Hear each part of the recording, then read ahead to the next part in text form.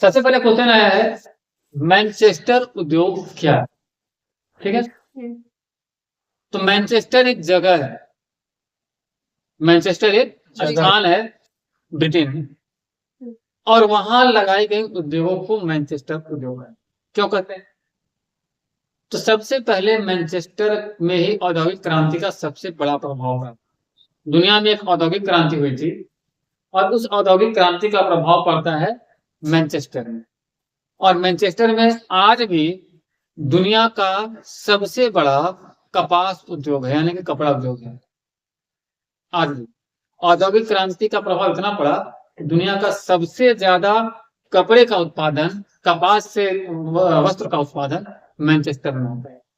तो मैनचेस्टर उद्योग का संबंध जो है औद्योगिक क्रांति पहला 18वीं से 19वीं शताब्दी टाइम पीरियड में करना हुआ, तो 18वीं से 19वीं शताब्दी। ये है कहाँ? तो मैनचेस्टर एक शहर है, वहाँ किसी का बड़ा फैसला फैक्ट्री है तो वस्त्रों का, कपास से निर्मित वस्त्रों का, और दुनिया में सबसे ज्यादा वस्त्रों का उत्पादन कहाँ होता है? मैनचेस्टर। इसके लिए वहां पे स्टीम इंजन का प्रयोग किया जाता है, स्टीम इंजन का प्रयोग किया जाता है, और क्या किया जाता है? स्पिनिंग जेनी नाम का मशीन का प्रयोग किया जाता है, और क्या जाता है? तो पावर लूम नाम का मशीन का प्रयोग किया जाता है। तो कपड़ों के उत्पादन के लिए, कपास कटाई के लिए, कपास से वस्त्र बनाने के लिए वहां पे जो मशीन लगाए गए हैं वो आधुनिक तरीके मशीन। तो औद्योगिक क्रांति के बाद मैनचेस्टर उद्योग इसलिए चर्चा में आया क्योंकि वहां वस्त्रों का उत्पादन, कपास से वस्त्र बनाने का जो उद्योग है वो काफी फला फूला। और वर्तमान परिस्थिति में, चूंकि 18वीं सदी में शुरू हुआ, आज हम लोग 20वीं सदी 21वीं सदी में आ गए, इतने 300 सालों के टर्म के बाद भी, लगभग 300 अप्रॉक्स होता है ना, कभी भी एक्यूरेट होता नहीं, तो लगभग 300 साल बाद भी दुनिया का सबसे बड़ा वस्त्र उद्योग मैनचेस्टर में, दुनिया का। भारत का कहाँ है? अहमदाबाद। देखिए, कपास वहां होता है जहाँ काली मिट्टी होती है, पहली बात। वो समुद्र के तरफ होगा तभी आप माल भेज सकते हैं, ला सकते हैं। आप लोग कमेंट करके बताइएगा, ऐसे उधर से आंसर सही आ रहा है, उधर से धन्नी का आंसर सही था। लेकिन आप इंडिया वाले इसलिए बोल दिया ना कि जब आप एग्जाम देने जाते हो तो एमसीक्यू में इंडिया का पूछ सकता है, दुनिया का तो पता चला कि मैनचेस्टर है, लेकिन इंडिया का पूछ सकता है कि नहीं। तो मैनचेस्टर उद्योग क्लियर है, कोई कंफ्यूजन आप लोग को? ओके, कमेंट कीजिएगा, आंसर वहां से आ गया बताइएगा। और प्रीवियस वीडियो देख लीजिएगा तो उसमें भारत वाला पूरा डिफाइन करके पढ़ाया हुआ है। अब अगला क्वेश्चन है, भौम जल किसे कहते हैं और भारत में भौम जल की क्षमता कितनी है? भौम मतलब यहाँ है भूमिगत जल। तो जब बारिश का पानी, बरसात होता है ना, पानी जब बरसता है तो कुछ पानी तो नदियों में बह जाती है, कुछ समुद्र में चल जाता है, कुछ तालाबों में चल जाता है, लेकिन पानी का बहुत सारा रिसाव होता है और वो जमीन के नीचे जो चट्टान है या भूतल का जो निचला परत है उसमें जाके वो जमा हो जाता है। जमीन के नीचे बहुत सारी पानियां जमा होती है। जैसे आप बोरिंग कराते हो ना, पानी निकलता है कि नहीं? कहाँ से निकलता है? नदी से नहीं, जहाँ नदी नहीं है वहां भी बोरिंग पानी निकलता है, तालाब नहीं वहां भी निकलता है, भले वो ज्यादा नीचे निकले। तो भूमि के नीचे, चट्टानों के नीचे, भूपरत के नीचे जो लेयर होता है उसे बोलते हैं भौम जल। कोई कंफ्यूजन नहीं? नाम से क्लियर है, भौम मतलब भूमि। तो भौम जल क्या है? तो जो जब पानी बरसात का जमीन के निचली सतह पे चट्टानों के नीचे और चट्टानों के बीच में फंस जाती है और जमा हो जाती है फंस के, उसे कहते हैं भौम। कुछ पानी सीधे चला जाएगा, चट्टानों पे फंसा हुआ रह जाएगा, कुछ जमीन के 3 लेवल में पानी जमा होता है। मान चला कि ये पृथ्वी का, ये धरती है, ठीक है, यहाँ पे इंसान रह रहा है, ठीक है, यहाँ पे बारिश हुई, तो यहाँ से बारिश होगा तो कुछ पानी तो बह जाएगा तालाब, नदी के मार्फत, नाली के मार्फत, बाकी पानी जो है रिसेगा। तो एक लेयर ये हो गया, फर्स्ट लेयर, जमीन का निचली सतह। उसके बाद नीचे जो होता है चट्टान होता है, तो एक सेकेंड लेयर ये हो गया। और क्या होता है कि चट्टानें कभी भी ज्वाइंट नहीं होती, कहीं कहीं वो टूटी हुई होती है, तो इसके माध्यम से जो यहाँ आके जमता है पानी, ये तीसरा लेयर हो गया। क्लियर है? तो भौम जल किसे कहते हैं? अब इसमें एक क्वेश्चन आपका और है, एक क्वेश्चन और ऐड हो रहा है कि भारत में भौम जल की क्षमता कितनी है। तो भारत में भौम जल की क्षमता जो है 1869 बीसीएम है। अब बीसीएम क्या होता है, सवाल आएगा। तो बीसीएम को हिंदी में बोलते हैं अरब घन मीटर। बीसीएम को हिंदी में क्या बोलते हैं? अरब घन मीटर। लेकिन ये सभी भौम जल नहीं, इसको हम लोग बांटेंगे। भारत का जो जल क्षमता है ये है 1869 बीसीएम, कितना पर ईयर, एक साल में। ठीक है। अब आपका सवाल था कि भारत में भौम जल कितना है, तो भौम जल जो है वो फर्स्ट लेयर में जो है वो है 690 बीसीएम, और निचला सतह जो है वहां पे है 470 बीसीएम। इक्वल टू कितना हो गया?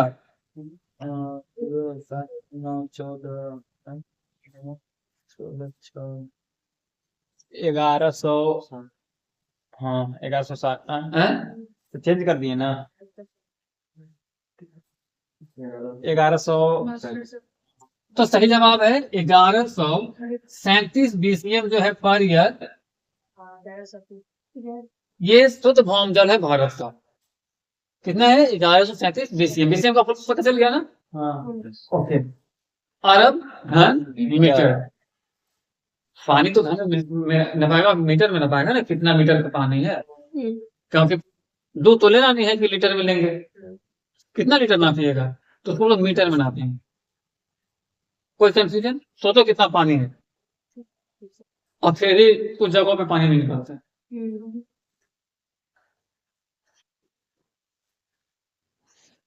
कोई कंफ्यूजन? चलिए अगला क्वेश्चन क्या है? बाजार में मांग अधिक की स्थिति क्यों होती है? तो बाजार में मांग क्यों बढ़ जाता है? अधिक की का मतलब कि अधिक मांग होना। इसको अपने भाषा में समझिए कि मांग अधिक किसी चीज का क्यों हो जाए। एग्जाम टाइम टीचर का वैल्यू बढ़ जाता है, मांग बढ़ जाता है, पता है ना? हाँ। सर क्वेश्चन केस कर दीजिए। हाँ। सर प्रैक्टिकल कब बनाना है, सर फॉर्म कब भराएगा, सर इंटरनल में तनी नंबर देख लीजिएगा। वैसे ही सर क्वेश्चन कौन गेस किया है, कौन किताब मिलेगा, सर फलाना गेस ले लें, सर फलाना क्वेश्चन बैंक ले लें, तो मांग बढ़ता है ना। तो यहाँ पे भी मांग है, लेकिन यहाँ पे टीचर की मांग नहीं है, सेवा की मांग नहीं है, यहाँ वस्तु की मांग की बात हो रही है। तो वस्तु का मांग अधिक क्यों होता है? इसके बहुत सारे कारण, और सबसे बड़ा कारण क्या है? तो सबसे बड़ा कारण है कि मूल्य संतुलन से कम होना। यानी कि अगर सपोज कीजिए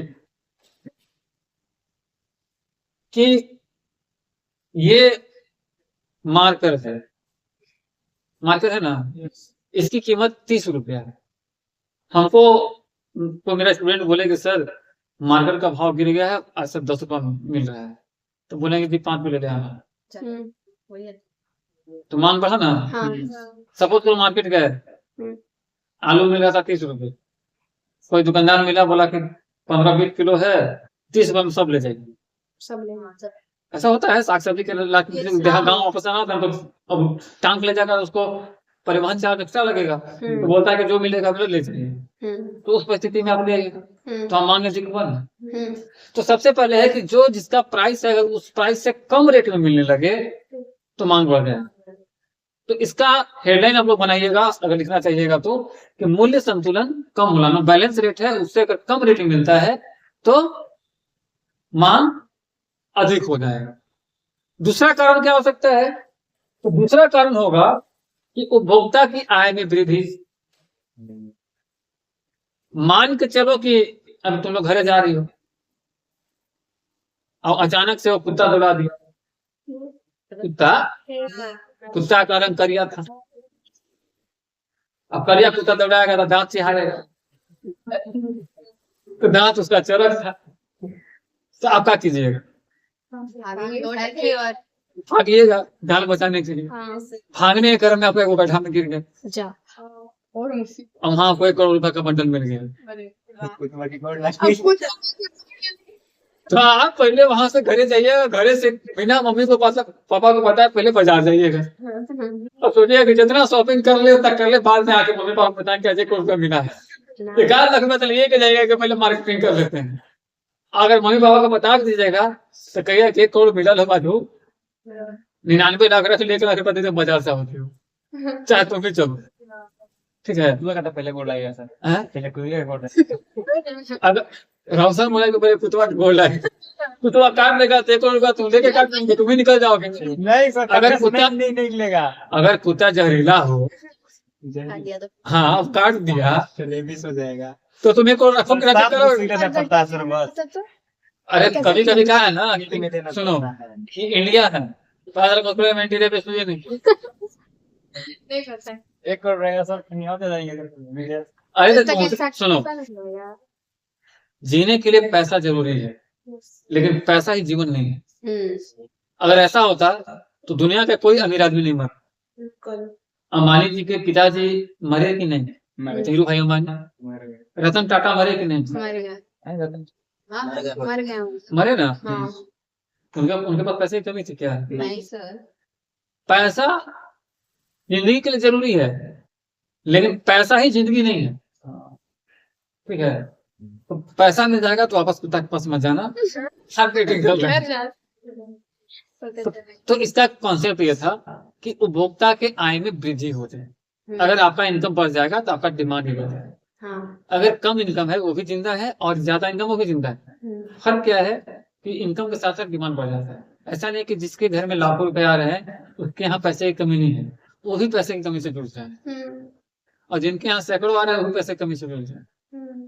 तो पैसा, गांधी जी इतने सुंदर थे, आप लोग तो फोटो देखे होंगे, सर में बाल भी नहीं बेचारे, इतने सुंदर थे कि उनकी तस्वीर कितनी भी रख लो पैकेट में वो कम ही पड़ी।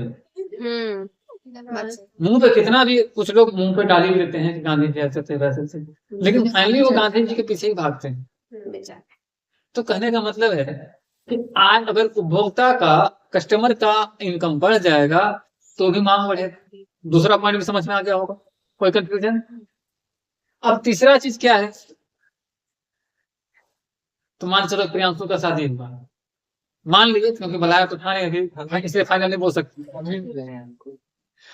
प्रियांशु का शादी हुआ तो अभी प्रियांशु घर में प्रियांशु है, एक छोटा भाई है, आंटी है, अंकल है और भाई है, दादी बाबा है। 6 लोग है ना, अभी 6 लोग हैं तो 6 लोग का खर्चा एक दिन में कितना 1 केजी चावल होता होगा, चावल की बात करें।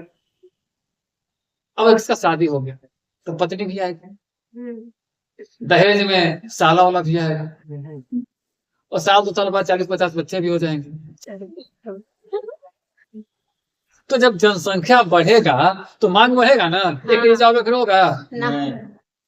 या इसके बारात में अगर कल कार्ड के पैक कर रहा था, कार्ड मिला नहीं है, सब करो नहीं, तो इसके बारात में या किसी के बारात में जाएंगे तो बाराती बहुत लोग आएंगे ना, तो जनसंख्या बढ़ा ना, तो जनसंख्या बढ़ने से भी डिमांड बढ़ता है। मांग अधिक है, जनसंख्या बढ़ने से भी होता है। तीसरा कारण समझ में आ गया? ओके, इतनी जल्दी नहीं करना, पहले नौकरी ले लो, ये सिर्फ उदाहरण था, इतना खुश होने की जरूरत नहीं है। लोगों के मतलब कुछ लोग सुने थे कि शादी के नाम से लोगों के दिल में लड्डू फूटता है। चलिए हिमालय पे चलते हैं। अब प्रियांशु के दिल में तो लड्डू थोड़ा स्पंज फूटना शुरू हो गया, और जबकि स्पंज ओरिजिनल नहीं है इसका मतलब, ताकि स्पंज का मतलब है कि अगर उसको उठा के दीवार में मारो तो वापस आ जाएगा। ओरिजिनल स्पंज वही, पहचान वही है। अगर स्पंज टूट जा रहा है या चाकू से कट जा रहा है तो वो स्पंज नहीं।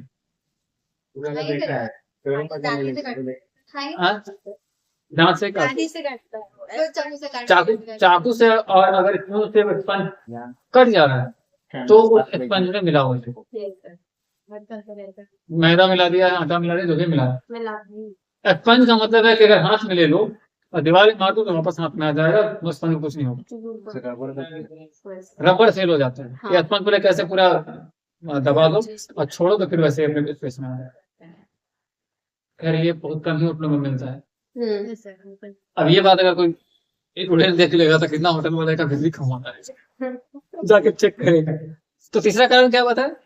जनता न्याय जनसंख्या वृद्धि। बढ़ेगी तो हाँ? जनसंख्या बढ़ेगी तो मांग बढ़ेगा। हाँ, क्या बढ़ेगा?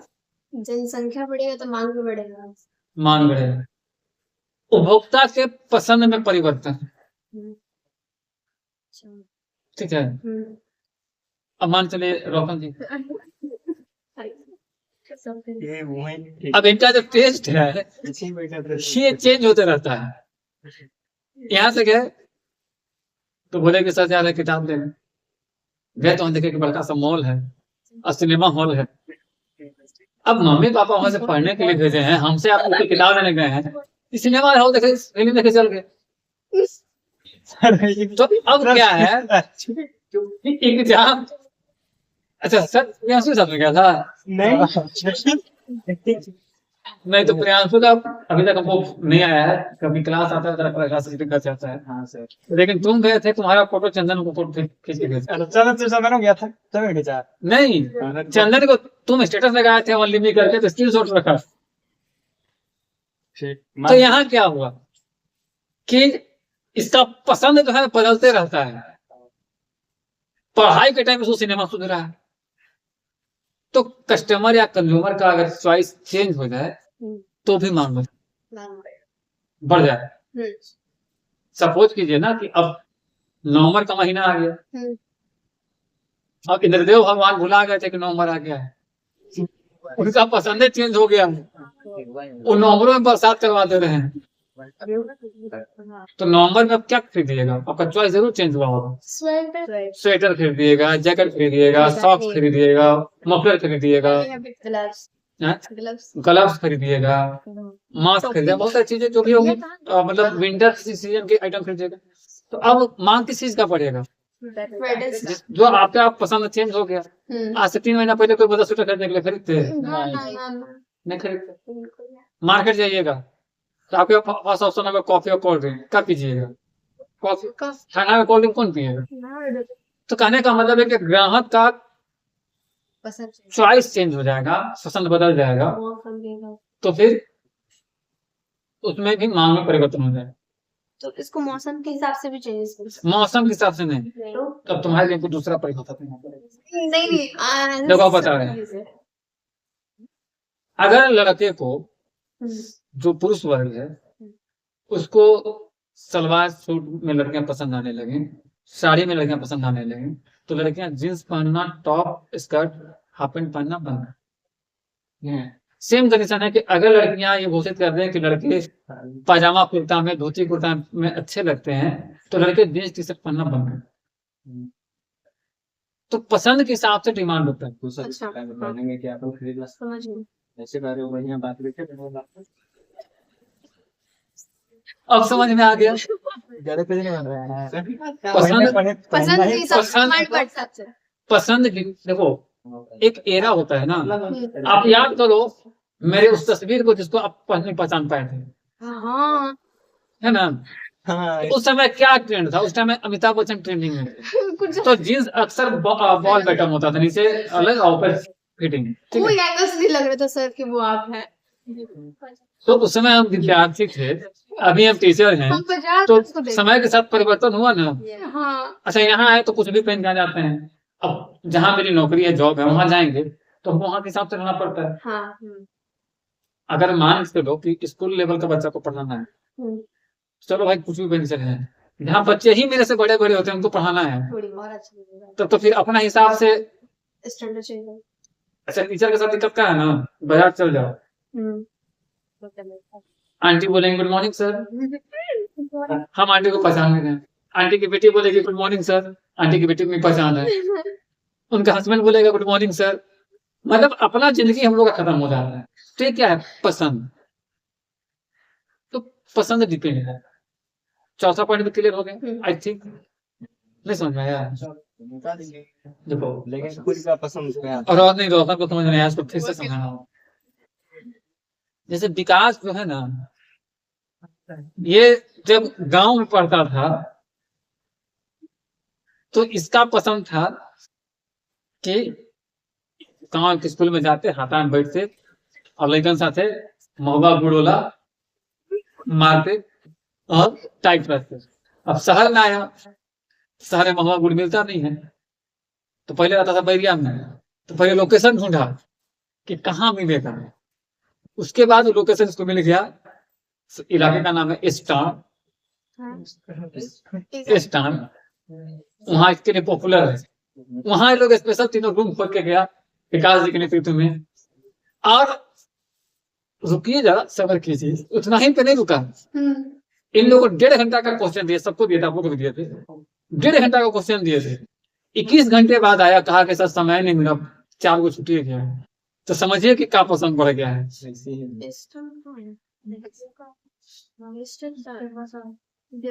ही बैठा था सर, इसे सब आ जाकर ऐसे ही बैठा था विकास।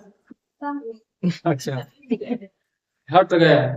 अगर बताते कैसे बैठा था। बहुत नीचे है। खैर आई थिंक अब तो समझ में आ गया। 3 एग्जाम्पल दे चुके हैं। अब थियोलॉजी करना है तो थका ऐसा दे देंगे कि फिर आप लोग पूछिएगा नहीं। क्योंकि अगर हम शिक्षक हैं तो संयम के साथ हमको बोलना पड़ता है। ठीक है, आते हैं 4 को हो गया, 4 को बताना, 5वां बताते रहे। 5वां है भविष्य में होने वाली कीमत वृद्धि के बारे में। अगर आपको पता चल जाए कि शाम तक या कल तक इसका रेट इतना हो जाएगा, तो उसको आप 1 दिन पहले ही खरीद दो तो भी मांग बढ़ जाएगा। अगर विकास को पता चल जाए किसी जो होने वाली भाभी है, मतलब चंदन की वाइफ, वो एक ही चीज है, और अगर शाम तक चंदन का शादी नहीं किया तो फिर किसी और के साथ हो जाएगा। फिर घरे लग जाएंगे, वो ना पकड़ लेगा, चले मैया पापा आज ही कर नहीं तो पहुंचिए दूसरे को क्या। विकास ठीक बोले ना? विकास सही बात है ना? अच्छा नहीं सर, ठीक आप लोग को समझ में आया? देखते का फोन में बात करने होगी अर्जेंट। समझ में आया? 1 सेकंड। हाँ बोलो। हाँ हाँ हाँ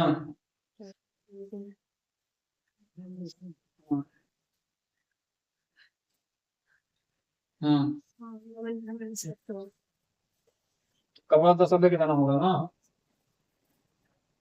जैसे भी लोग सम्मान करवाओ।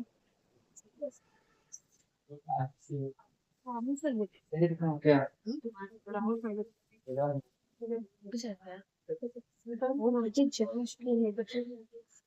करवाओ नहीं बैठे नहीं।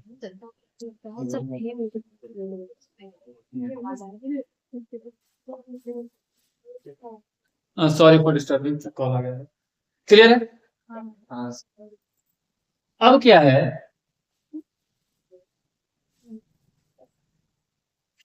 एग्जाम्पल दे दिए 5। इसमें क्या था, किसी चीज की कीमत वृद्धि होने की संभावना हो। जैसे मान लीजिए कि गोल्ड का रेट हमेशा घटते बढ़ता रहता है। किसी घर में शादी पार्टी फंक्शन होने वाला है, तो जब जिस दिन थोड़ा सा रेट डाउन होता है वो खरीद के रख लेता है। तो 5वां एग्जाम्पल समझ में आ गया हो। सरकारी नीतियों का प्रभाव,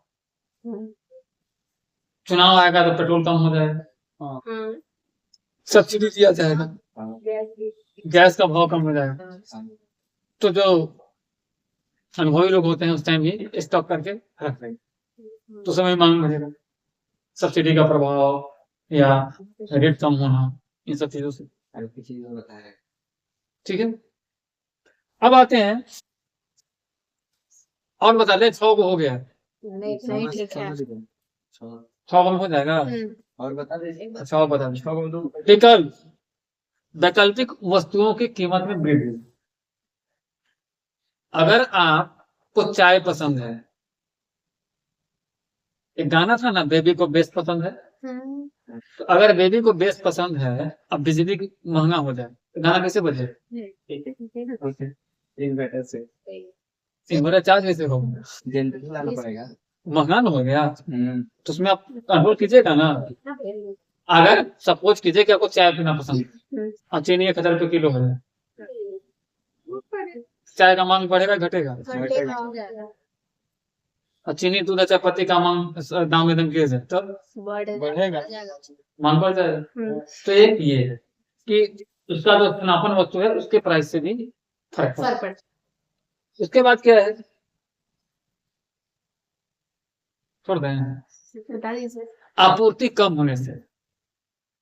किसी चीज का मार्केट में सप्लाई कम हो तो माल कम रहेगा तो प्राइस बढ़ेगा, और माल कम रहेगा तो डिमांड ही बढ़ेगा, क्योंकि सबको चाहिए ना। हाँ जैसे कोविड के टाइम में कुछ दवाएं ऐसी थी, रेमडेसिविर जैसी दवाएं जिसकी नीड सबको थी, लेकिन कंडीशन क्या था कि अगर वो सबकी नीड थी, ठीक है, तो सबको मिल नहीं पा रही, तो उसकी मांग बढ़ी हुई थी ना। अगर इजीली सबको मिल जाता तो फिर मांग नहीं पड़ती। तो किसी चीज का अगर प्रोडक्शन कम हो रहा है, आपूर्ति कम हो रहा है, तो फिर उसकी मांग ज्यादा। अब हम बोल सकते हैं 8 पॉइंट के बाद भी अगर आपको समझ नहीं आया होगा तो फिर आप लोग समझिए इससे, जैसे बोलिए क्लियर है, Yes. हाँ, हाँ। कोई कंफ्यूजन किसी को? नहीं चंदन नहीं है सर। नहीं समझ में आया? आया नीचे पॉइंट लिख दिया, ओके। अगला क्वेश्चन है, प्रभावपूर्ण मांग किसे कहते हैं? तो प्रभावपूर्ण मांग का मतलब है कि इसको हम लोग इसमें 3 चीज ऐड करते हैं, इच्छा प्लस क्रय क्षमता और प्लस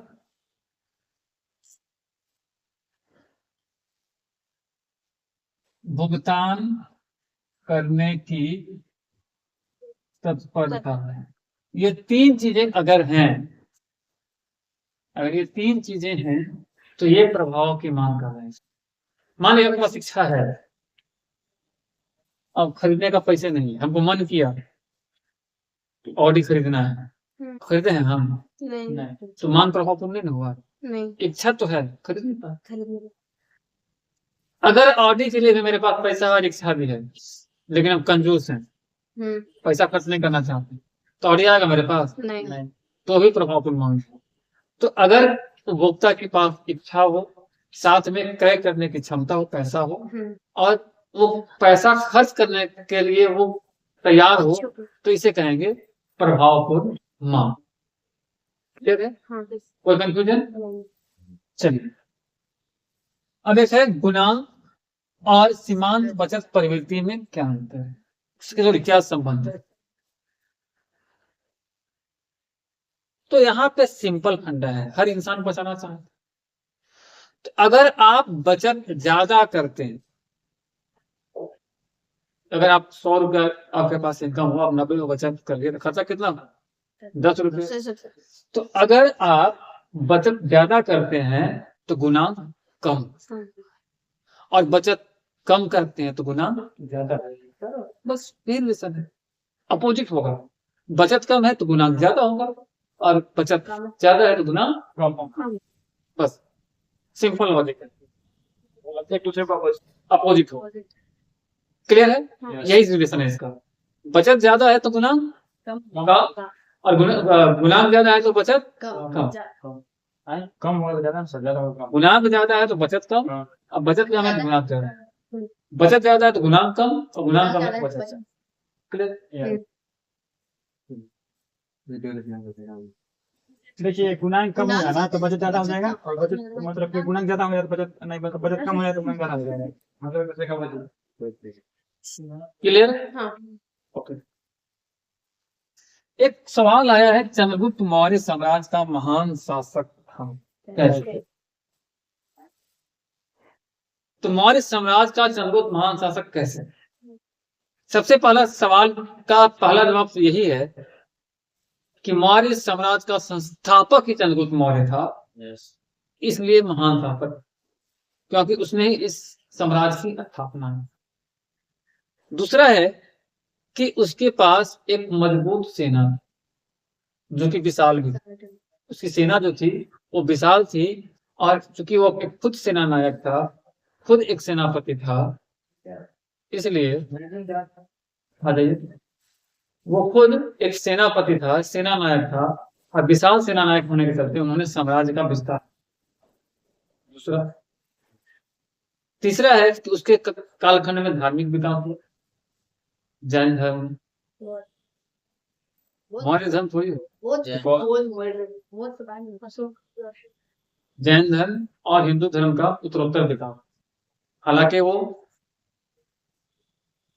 करंट लैंग्वेज में सेकुलर, सभी धर्मों को साथ लेकर साथ करने। उसके पास एक सशक्त मंत्रिमंडल था, प्रशासनिक व्यवस्था थी जो कि चाणक्य के सलाह पर चलती थी, विशाल भूभाग था, एक संगठित कर व्यवस्था थी, टैक्स सिस्टम, जिससे किसी को कोई आपत्ति नहीं। उसके कालखंड में कला संस्कृति का विकास हुआ। और इन सब चीजों में अगर किसी में एक व्यक्ति में समाहित हो जाता है तो वो राजा महान शासक, और नंद वंश को पराजित करना ही ये साबित करता है कि चंद्रगुप्त मौर्य कितना बड़ा महान। क्लियर? अगला क्वेश्चन है, पोलज भूमि क्या है और प्रतिभूमि क्या है? पोलज भूमि क्या है और प्रतिभूमि क्या है? प्रति नहीं है, प्रति है ना। देखिए दो चीजें, मैंने जिसने क्वेश्चन लिखा है, जिसने क्वेश्चन लिखा है मैं उससे किसे पूछ ले रहा हूँ, प्रति है या प्रति है? अगर प्रति है तो प्रतिभूमि भी होता है और प्रतिभूमि भी होता है। आपका अगर प्रति है तो मैं प्रति पढ़ाऊंगा, और प्रति है तो प्रति पढ़ाऊंगा। नहीं, प्रति भी होता है, पोलज के साथ प्रति भी होता है। आप तो लिखे, मैं इसी को पढ़ा देना। तो पोलज भूमि ऐसी भूमि होती है जिस पर सरकार का पूरा नियंत्रण होता है। होता था। पोलज भूमि पर सरकार का पूरा नियंत्रण होता था, यानी कि पोलज भूमि से जो भी आय होता था उसी से राज्य चलता। राजस्व का एकमात्र साधन होगा उनकी सेना, जो आपके मूलभूत समस्याओं का निदान, विकास, ये सब काम के लिए जो आय का स्रोत था वो पोलज भूमि था। यानी कि पोलज भूमि पर सरकार का कंप्लीट कंट्रोल होता था, पूरा नियंत्रण। ठीक है।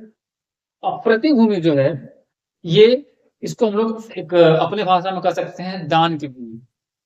यानी कि जो राजा होते थे वो इस भूमि को दान करते थे। दान किसे करेंगे? तो मस्जिद के लिए दान करेंगे, ब्राह्मणों को दान करेंगे, या सैनिकों के लिए दान करेंगे, जिस पर सिर्फ उनका विशेषाधिकार, जिसको दान कर दिए उसका विशेषाधिकार। तो पोलज भूमि और प्रतिभूमि में ये दो अंतर है, और ये इतिहास का क्वेश्चन है, और इसका जिक्र मिलता है आइन ए अकबरी में। उसके नेक्स्ट जस्ट एक और क्वेश्चन आ गया है उसी से रिलेटेड। सर प्रति बताएं, इसमें प्रति के बता दीजिए। आ रहे हैं ना, वहां भी आ रहे। सेकंड क्वेश्चन आ गया उसका। अगला क्वेश्चन आया है, आइन ए अकबरी के अनुसार भूमि को कितने भागों में बांटा गया था, इसका वर्णन कीजिए। तो आइन ए अकबरी को में भूमि को 4 भागों में बांटा है। एक जो सबसे बढ़िया खेती होता है, सालों भर खेती होगा, 24/7 उसमें कुछ लगा से खेती होगा, तो उस खेत को कहा गया पोलज। क्या कहा गया? पोलज। यानी कि वहां पे निरंतर खेती हो, रेगुलर। अब एक खेत ऐसा होता है कि जिसे धान कर लिए उस वक्त खाली रह गया, तो उसके बाद उस साल में खाली रहेगा कि यार उसके बाद फिर अगले साल धान होगा।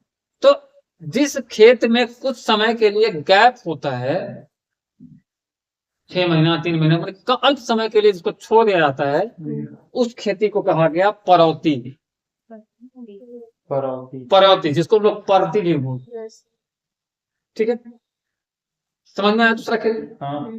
तीसरा है जिस खेती को 3-4 साल के लिए परती छोड़ दिया है, ताकि वो जो पावर है रिकवर कर।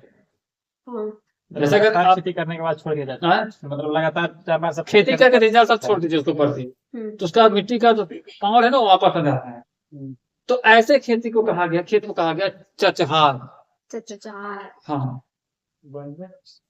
और अंतिम है जिसके सर में बाल ही ना होगे, टकला, होता ही ना, जिसको बोलते हैं बंजर जमीन, जिसमें किसी भी प्रकार की खेती संभव नहीं है। तो ये बन जाती है। चार। तो आइन अकबरी के अनुसार खेतों को चार भागों में विभाजित किया। कोई कंफ्यूजन किसी में? नहीं। खत्म हो गया। अब अगला क्वेश्चन है, लेकिन वो अल्पकालीन फलन और दीर्घकालीन उत्पादन फलन में क्या अंतर है? अल्पकालीन फलन और दीर्घकालीन उत्पादन फलन में क्या अंतर है? तो दोनों का अंतर आपको लिखना होगा। तो पहले से आपको दो पार्ट में आप बॉक्स बना लो, एक तरफ अल्पकाल, एक तरफ दीर्घकाल। अल्पकाल मतलब क्या होता है? छोटे समय के लिए। थोड़े समय और दीर्घकाल का मतलब कहता है बड़े समय बड़े के समय लिए। के तो सबसे पहले है कि समय अवधि, तो अल्पकालीन में अल्पावधि होगा और दीर्घकालीन में दीर्घावधि। उसके बाद उत्पादक के कारण लिखेंगे। तो अल्पकाल में जो होगा उसमें जो कारक होगा वो स्थिर कारक होगा, और दीर्घकाल में जो होगा वो बड़े मशीन लगे। जैसे अल्पकाल का जो अवधि है उसमें छोटे छोटे मशीन लगाए जाएंगे। जैसे मान लो खेती करना है तो ट्रैक्टर ये सब यूज हो गया, लेकिन दीर्घकालीन करना है तो बड़े बड़े मशीन लगेंगे ना। उसके बाद है नियम। तो अल्पकाल में सीमांत पर परिवर्तनशीलता का नियम लागू होता है, यानी कि लॉ ऑफ वेरिएबल प्रोपेशन लागू होगा, और प्रतिफल का माप का नियम रिटर्न टू स्केल लागू होगा। कहने का मतलब है कि अल्पकाल में जो है इसमें सीमांत जो उपयोगिता होगा या आय होगा वो कम होगा, और दीर्घकाल में क्या है वो ज्यादा होगा। तो अल्पकाल वाला जो होता है वो वेरिएबल होता है। हर बार आपका एक ही उत्पादन है, एक ही इनकम है, एक ही लागत नहीं होगा, चेंज होगा। लेकिन दीर्घकाल वाले में वो फिक्स होता है, क्योंकि मशीन तो लगा हुआ है। फिर कच्चा माल का रेट से फर्क पड़ सकता है। जैसे अगर आप कुरकुरे खरीद रहे हो, शैम्पू खरीद रहे हो, साबुन खरीद रहे हो, तो आपको याद होगा कि आप जब से जन्म लिया तब से वही रेट में आ रहा है। कम बेसी होता है। तो वो तो उसका कच्चे माल पे डिपेंड है। उद्योग का तो अल्पकालीन में बदला जा सकता है, दीर्घकालीन में बदलना संभव है। अब एक बड़ा सा फैक्ट्री रखते उसको उठा के कहाँ लेते हैं? कम समय वाला तो चेंज कर सकते हैं। तो श्रम बढ़ाकर उत्पादन को आप बढ़ा सकते हैं अल्पकाल में, और मशीन और पूंजी और श्रम तीनों बढ़ाइएगा तो उत्पादन बढ़ेगा दीर्घकाल में। तो आज आपका इतना ही क्वेश्चन था। कोई डाउट है अभी तक इसमें तो पूछ सकते। नहीं।